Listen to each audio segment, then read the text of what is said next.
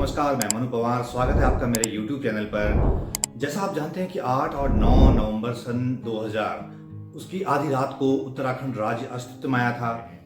ये राज्य यूं ही नहीं मिला, इसके लिए यहाँ के लोगों ने बड़ी कुर्बानी दी।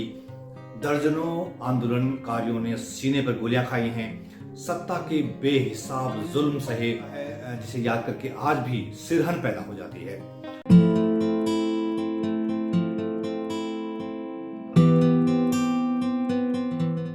दोस्तों, अगस्त 1994 में तत्कालीन उत्तर प्रदेश के तत्कालीन 8 पहाड़ी जिलों को, जो कि पौड़ी, टिहरी, चमोली, उत्तरकाशी, देहरादून, नैनीताल, अल्मोड़ा और पिथौरागढ़ को मिलाकर अलग उत्तराखंड राज्य बनाने की मांग बहुत बुलंद हुई थी। एक भीषण जन आंदोलन खड़ा हुआ था। वो स्वतः स्फूर्त और ऐतिहासिक जन आंदोलन था। जो किस्सा मैं आपसे शेयर कर रहा हूँ वो उसी दौर का है। ये 2 अक्टूबर 1994 की बात है। आज से 28 वर्ष पहले उत्तराखंड राज्य आंदोलन का जो है वो बहुत व्यापक रूप हो चला था और उसकी मांग के लिए 2 अक्टूबर 1994 को दिल्ली के बोट क्लब पर एक विशाल रैली रखी गई थी। पौड़ी से तब दिल्ली जाने के लिए कोटद्वार, नजीबाबाद, बिजनौर वाला रास्ता ज्यादा मुफीद रहता था, तो सैकड़ों लोग बसों में भर भर कर वहां से दिल्ली के लिए निकले। उसमें मुझसे बड़ा भाई बलवंत पवार भी था, जबकि चमोली, टिहरी, उत्तरकाशी, श्रीनगर वाला जो इलाका है वहां से लोग हरिद्वार से होते हुए मुजफ्फरनगर के रास्ते दिल्ली जाते थे।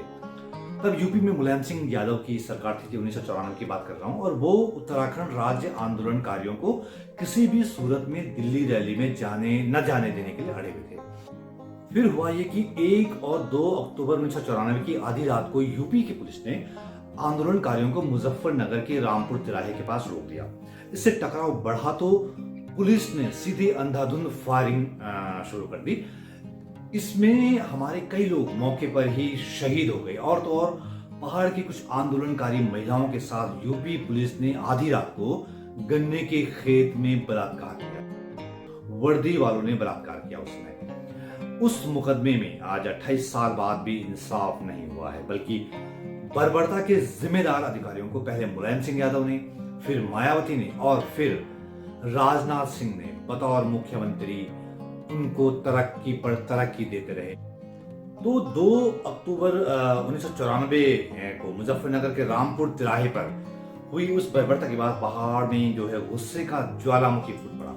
उत्तराखंड के तमाम पहाड़ी नगरों में, कस्बों में, छोटे छोटे शहरों में उस दिन बड़े बड़े जुलूस निकले, भारी विरोध प्रदर्शन हुए, हिंसा हुई, लोग मारे गए। यूपी की मुलायम सिंह यादव सरकार ने उस जनाक्रोश से वो इतना डर गई कि उसने पहाड़ के छोटे से कस्बों में जो है वो कर्फ्यू लगा दिया। पहाड़ पर तब पहली बार लोगों ने कर्फ्यू देखा। उस समय दरअसल गुस्से का आलम ये था कि मेरे गृह नगर पौड़ी में तो लोग सुबह सुबह अपने घरों से जत्थों की शक्ल में निकल कर स्थानीय बस स्टेशन पर पहुंचने शुरू हुए थे। पहाड़ी जनता को बहुत गहरी चोट लगी थी मुजफ्फरनगर में, और हर कोई इसलिए अपने गुस्से का इजहार करना चाह रहा था। तो बस स्टेशन में ही लोग इसलिए जुट रहे थे क्योंकि जिन आंदोलनकारियों को यूपी पुलिस ने बिजनौर से आगे नहीं बढ़ने दिया था, वो भी बसों की छतों में सवार होकर और नारे लगाकर वहीं से वापस आ रहे थे बस स्टेशन पे। तो इनमें ज्यादातर हमारे जैसे युवा थे उन दिनों।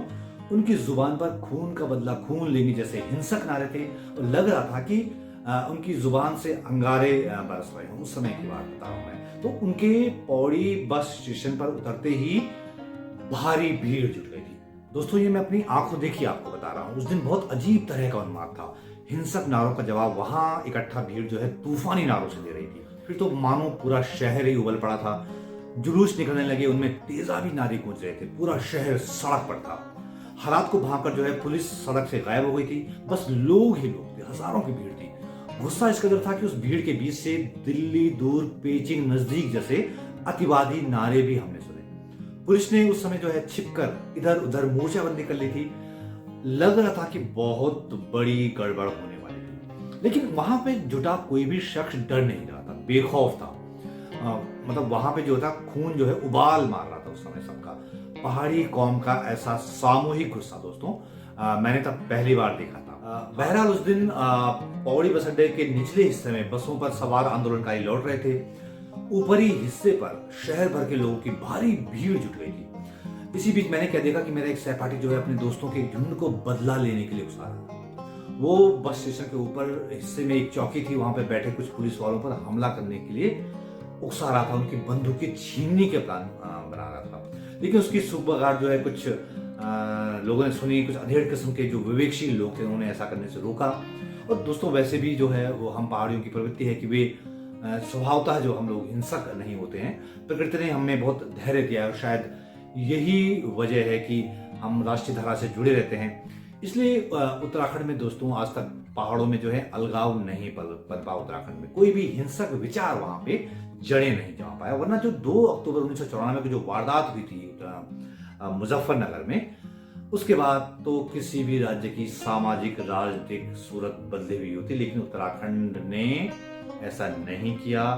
वो अपनी राष्ट्रीय धारा के साथ बना रहा। तो इस तरह पौड़ी में उस वक्त तो पुलिस आंदोलनकारियों के गुस्से की सीधी चपेट में आने से तो बच गई, लेकिन लोगों का भारी हुजूम जो है, जो जुलूस की शक्ल में आगे बढ़ने लगा, तो क्रुद्ध लोगों ने सरकारी प्रतिष्ठानों को निशाना बनाना शुरू कर दिया। मुमकिन है कि भीड़ की आड़ में कुछ ऐसा उपद्रवियों ने किया हो, लेकिन पहाड़ की ढलान पर जो ब्रिटिश काल की एक बनी खूबसूरत इमारत थी तहसील की, वो देखते देखते धू धू कर जल उठी। फिर भारी पुलिस बल हथियारों के साथ सड़क पर उतर आया। उसने पहले लाठियां फटकारी, आंसू गैस के गोले दागे, फिर हवाई फायरिंग शुरू कर दी। तड़ तड़ की आवाजें गूंज रही थी। उस दौरान हमारे पूरा शहर जो है दहल गया था। पौड़ी शहर, इस छोटे से पहाड़ी शहर में दोस्तों ऐसी अंधाधुंध फायरिंग की आवाजें मैंने उससे पहले कभी नहीं सुनी थी। उस समय ऐसा लग रहा था कि आज न जाने कितने लोगों का खून बहेगा। पुलिस कार्रवाई के दौरान पौड़ी के एजेंसी इलाके में पुलिस की हवाई फायरिंग में एक युवक को गोली लग गई। जी हाँ, सुनकर हैरानी हो सकती है, लेकिन हवाई फायरिंग में गोली लगी। कुछ नेगी नाम था उस लड़के का। इस वाक्य पर बाद में मैंने एक गजल भी लिखी थी, उसकी 2 पंक्तियां मुझे याद आ रही हैं। हमारे इम्तिहानों की घड़ी है, ये वर्दी जान लेने पे अड़ी है।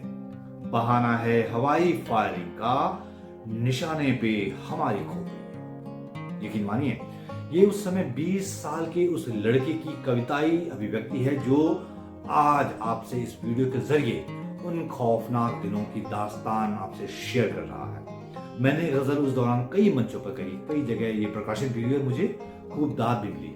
लेकिन ये उस 20 साल के लड़के की अभिव्यक्ति थी दोस्तों, 1994 में की घटना जिसने अपनी आंखों से।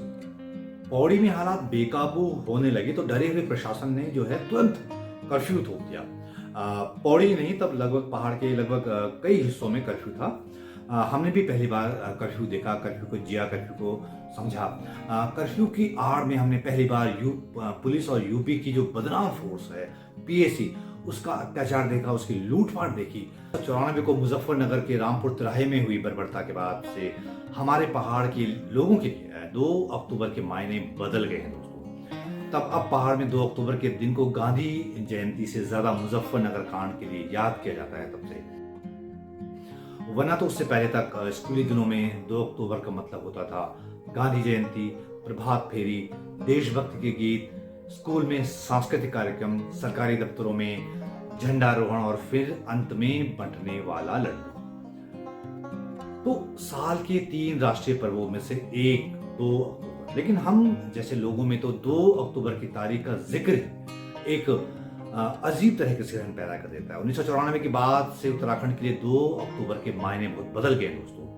अभी ये सवाल परेशान करता है कि आखिर कोई भी सत्ता अपने ही नागरिकों के खिलाफ ऐसे भयानक जुल्म कैसे ढा सकती है। बहुत से सवाल अनसुलझे हैं। इंसाफ की आस में 28 बरस बीत चुके हैं। पता नहीं कभी उन ज्यादतियों का हिसाब होगा या नहीं।